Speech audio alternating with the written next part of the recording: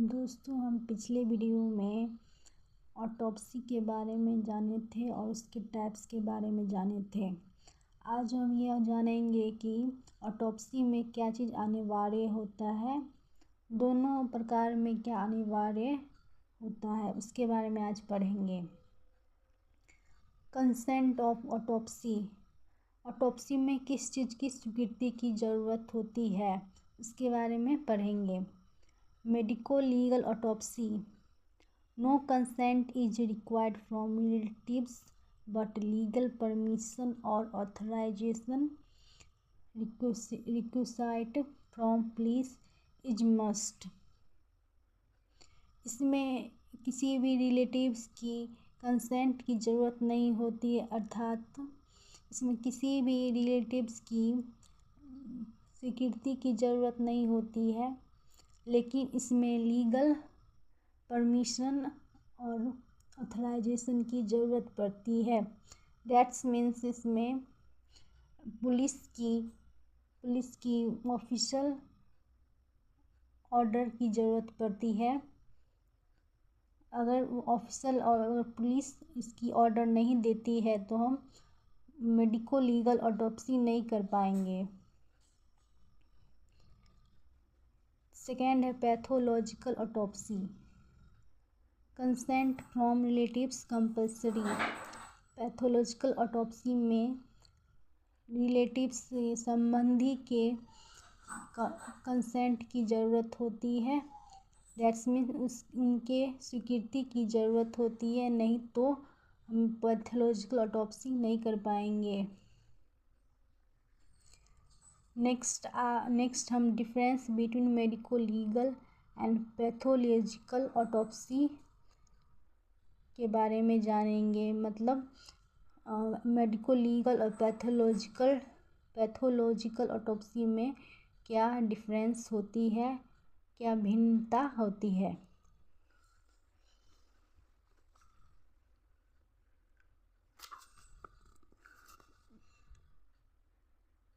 Difference between medico legal and pathological autopsy. पहला, medico legal autopsy. It is also named as postmortem examination और medico legal autopsy.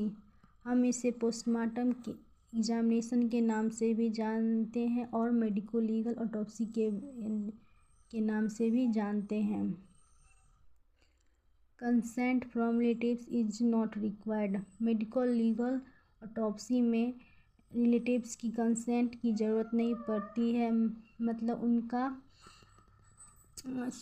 स्वीकृति की ज़रूरत नहीं पड़ती है, उनकी स्वीकृति की ज़रूरत नहीं पड़ती है।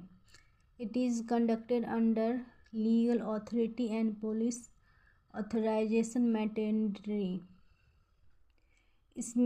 यह लीगल अथॉरिटी के द्वारा कंडक्ट कराया जाता है, उनके द्वारा ही यह किया जाता है और पुलिस की ऑथराइजेशन की ज़रूरत पड़ती है। जब तक पुलिस नहीं कहेगी तो मेडिको लीगल ऑटोप्सी हम नहीं करवा सकते हैं। It is necessary to get requisition from legal authority. इसमें लीगल अथॉरिटी की ऑर्डर ज़रूरत पड़ती है। लीगल अथॉरिटी जब तक आदेश नहीं देंगे तब तक हम मेडिको लीगल ऑटोप्सी नहीं कर सकते हैं। It is done to know the cause of death, time of death, manner of death, to gather evidence etc. in unnatural या suspicious death। इसमें मेडिको लीगल ऑटोप्सी में हम ये जानते हैं कि डेथ का क्या कारण होता है, कितने समय पहले डेथ हुआ, डेथ किस प्रकार हुआ, मृत्यु किस प्रकार हुई, और इसमें एविडेंस को गैदर करते हैं। जितने भी सबूत ऑटोप्सी के बाद हमें जो मिले हैं उसे हम एकत्रित करते हैं। या हम लीगल अननेचुरल डेथ या किसी का अननेचुरल डेथ हुआ हो या सस्पिशियस डेथ हुआ है, अर्थात किसी का नेचुरल जो प्राकृतिक रूप से मर गए हैं या मृत्यु हो गई है, या फिर उनका डेथ या किसी सुसाइड कर लिया है, तो ये भी सस्पिशन होता है कि किसी ने मार दिया या फिर खुद ही सुसाइड कर लिया है।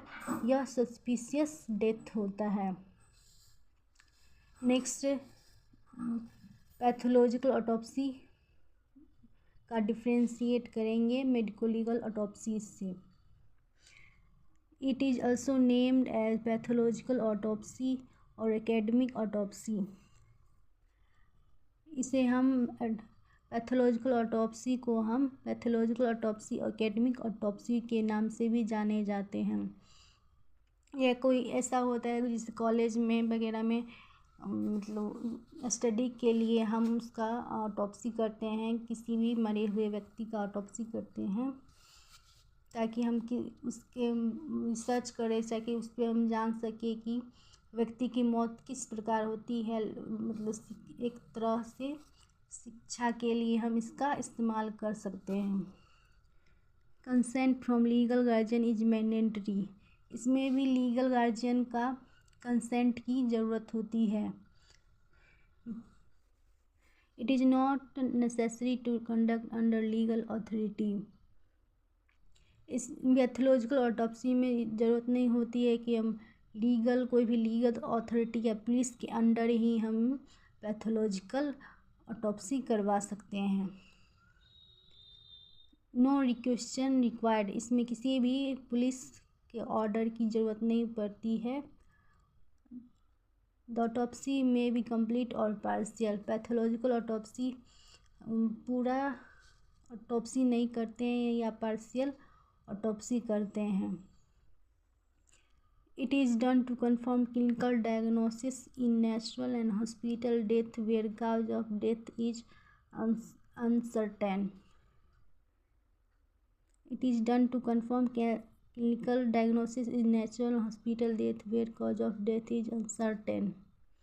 इसमें हम यह डायग्नोसिस करते हैं कि डेथ जो नेचुरल हुआ है या हॉस्पिटल अनसर्टेन था, या मतलब हॉस्पिटल में जो डेथ हुआ है किसी कारण से हुआ है, या फिर नेचुरल किसी ने आके उसे मार दिया है, या फिर वो नेचुरली मर गया है। Thank you.